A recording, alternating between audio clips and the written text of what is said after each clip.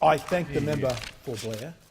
The question is that these bills now be read a second time, and I give the call to the member for Banks. Well, thank you, Mr Deputy Speaker, and I'm very pleased to speak in support of this bill, arising as it does in the context of economic management, where there is really no greater contrast between the government and those opposite. One side of the House, Mr Deputy Speaker, taking a measured and mature and responsible approach to economic management, and of course the sorry history of those opposite is well known, and I'll come to that in some more detail in a moment. Now, of course, the Budget Repair Levy is a temporary levy which will be in place for 3 years from the 1st of July 2014. The levy, of course, applies to higher income earners of over $180,000. It's about less than 4% of taxpayers, Mr Deputy Speaker, and it is a measure which has needed to be taken because of the very, very serious economic situation which the government faces, and as all Australians are required to contribute to that very difficult budget task, it is, of course, entirely appropriate that higher income earners do so as well. But the tragedy, of course, Mr Deputy Speaker, is that we are in this situation in the first place because this would not be necessary, and in fact many of the measures in the budget would not be necessary but for the extraordinary, and extraordinary is the right word, Mr Deputy Speaker, financial mismanagement of those opposite. So when they came in, of course,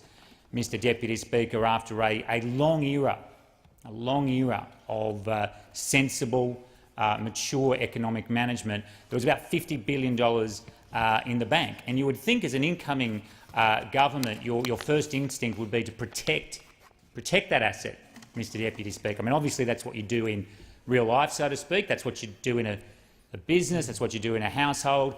The last thing you would want to do is inherit a tremendous financial situation and just basically blow up the joint in a few short years. But of course, that's entirely what occurred, and it occurred because of a very, very loose approach in relation to spending, Mr Deputy Speaker. Now, 6 budgets, spending up 50% in that time, and that's not very long, Mr Deputy Speaker.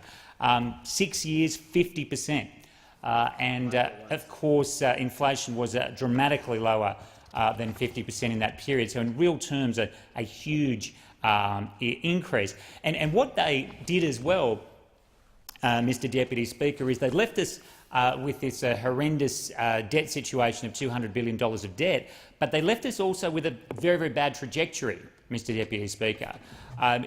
You might argue if there'd been a temporary move into debt and then a hurried and successful movement to get that under control, then perhaps one might have more respect for it. But in fact what occurred was the exact opposite of that. So having hurried into debt, what Labor basically did was continue to put the foot down on the accelerator.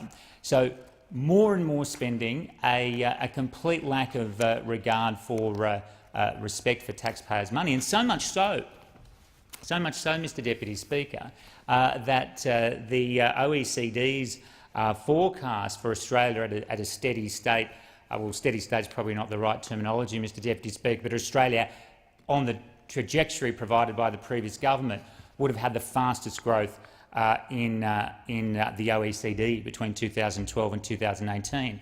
So the sort of notion that there was the crisis and the financial crisis, that the previous government, somehow everything is related to that those events of 6 or 7 years ago, really doesn't hold up for a number of reasons. But one of them, which demonstrates that very clearly, Mr Deputy Speaker, is the fact that the trajectory of government spending is in fact the fastest in the OECD at present, and it is very, very difficult for a period from 2012 to 2018 to hold responsible some events that happened on Wall Street in 2008. And you asked the question, Mr Deputy Speaker, or one asked the question, how can this occur? And I think there's a simple reason for this. And the reason is that those opposite do not fundamentally understand the basics of economic management. I think what they see, Mr Deputy Speaker, is they see some charts and some numbers on a page and the sort of look up at the PowerPoint presentation and see lines and things like that. But what I don't think they understand, Mr Deputy Speaker, is that this is real money and that the government doesn't generate money. The government takes money, Mr Deputy Speaker. People generate money, companies generate money, government takes some of that money. And given that government takes some money, it is incumbent upon it to exercise discretion and care in the way that it spends that money. Of course, that's not what happened, Mr Deputy Speaker. I mean, we can think back to the days of the NBN announcement. Of course, that famous plane trip, Mr Deputy Speaker, Senator Conroy and the former Prime Minister, the member for Griffith, and there it all was, a couple of pamphlets, few envelopes, maybe a couple of HB pencils, and a massive project was born. And then we had the grave announcements with the sort of faux FDR significance, Mr Deputy Speaker, of the private sector being in retreat and the government stepping forward. But of course what we had was one of the worst, if not the worst, example of public sector management in our nation's history. A project that was costed in our most recent independent assessment as having a peak funding requirement of $73 billion. Now, of course, Mr Deputy Speaker, there's about 9 million or so households in Australia. So $73 billion, that's about $8,000 per household in Australia to build the NBN under Labor. And remarkably, Mr Deputy Speaker, once each household effectively contributed that $8,000, they still have to pay for it. They still have to pay, $70, $80 a month, whatever the cost is.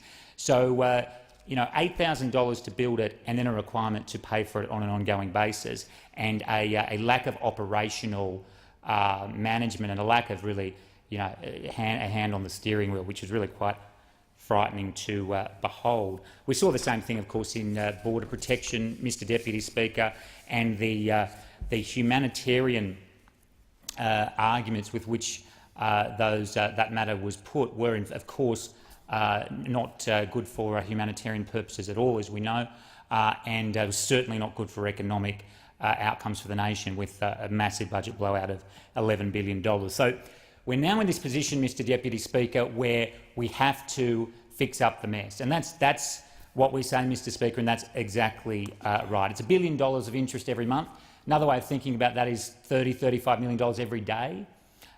So it's a sobering thought, I think, Mr Deputy Speaker. $30+ million every single day. And what do you get for your $30 million? Well, what you get for your $30 million is you get to keep your outstanding principal of $190 billion at the same amount. That's what you get. You basically get to pay off your interest and keep your outstanding principal at about $190 billion. And in order just to do that, you have to borrow $30 million every day. Now, this is extraordinary, Mr Deputy Speaker, but then again, these are the people that have not produced a surplus budget since 1989.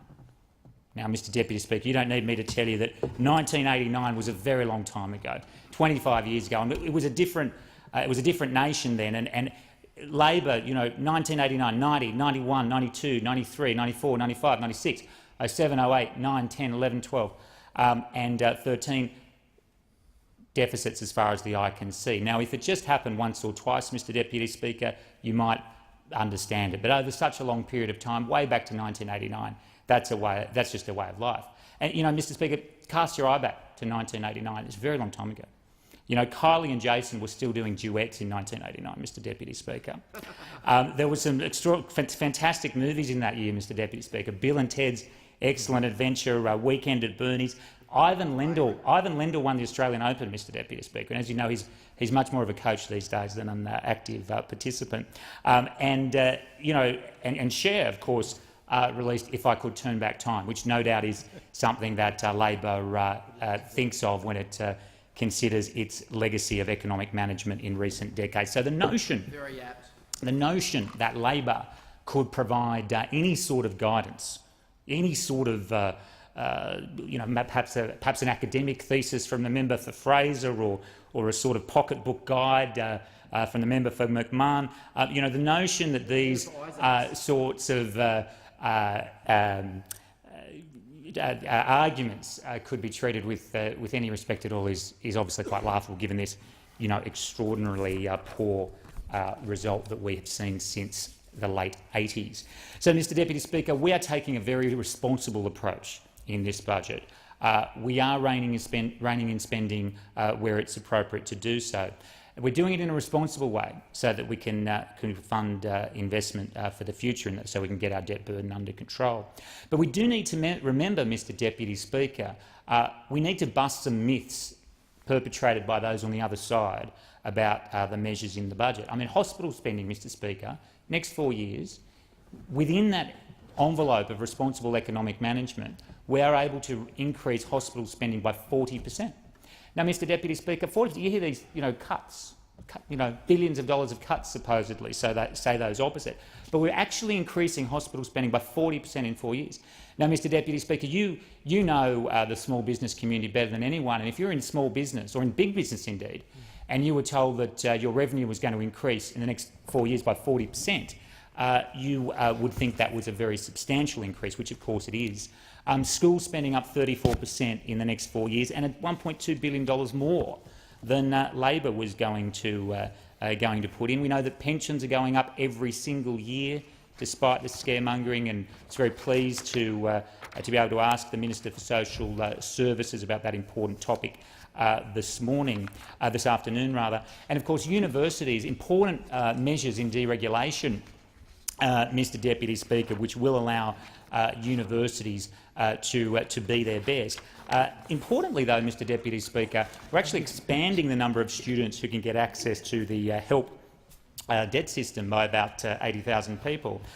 Nobody's required to pay up front. No one who's not paying up front now will be required to pay up front in the future, and nobody has to pay back any of their HELP debt till they're earning at least $50,000, and even then they only have to pay back about 2% of it in that year. So this sort of screaming and so on that we've seen about universities is particularly inappropriate, Mr Deputy Speaker. It's entirely right that students contribute to the cost of their education, and the cost of around 50% is entirely reasonable. And of course, great to have the Assistant Minister for Infrastructure in the chamber with us as we talk about the importance of infrastructure, because of course, Mr Deputy Speaker, infrastructure is the economic gift that keeps on giving. Once you put that road into place, once you put that infrastructure into place, it is there for years and years, decades and decades, and those productivity savings, they accumulate, and they're there on day one, and they're there 30 years down the track as well. And in my electorate, and indeed in yours, Mr Deputy Speaker, the development of WestConnex, of course championed by the Minister for Infrastructure, will be a great initiative, and we are expecting savings in travel time to the city of about 25 minutes through the duplication of M5 East, which is a terrific result. And of course, the other thing on economic management is the carbon tax, Mr Deputy Speaker. Now, we've talked about this topic before. Of course, we know that it's $550 a year saving for the average family, and yet those opposite, who purport to be the champion of Australian families, cruelly stand in the way of that relief. $550 of relief per year, Mr Deputy Speaker, a very significant saving, and those opposite persist with their environmentally ineffective and economically irresponsible carbon tax. So what does all this mean, Mr Deputy Speaker? It means that we get the budget back on track. It means that we go from $50 billion of deficit in FY14 to about $3 billion in FY18. We'll save $300 billion in debt and all of the interest that would otherwise have been paid on that amount, Mr Deputy Speaker. We get the nation back on a sensible economic foundation. Mr Deputy Speaker, we're at our best as our nation when we confront difficult issues. We can't just sleepwalk into the future, pretend that difficult issues don't exist. They do exist. Those opposite have created an economic crisis, and the budget crisis needs to be addressed. We are addressing it. It's absolutely in the interests of the Australian people. Thank you. I thank the member.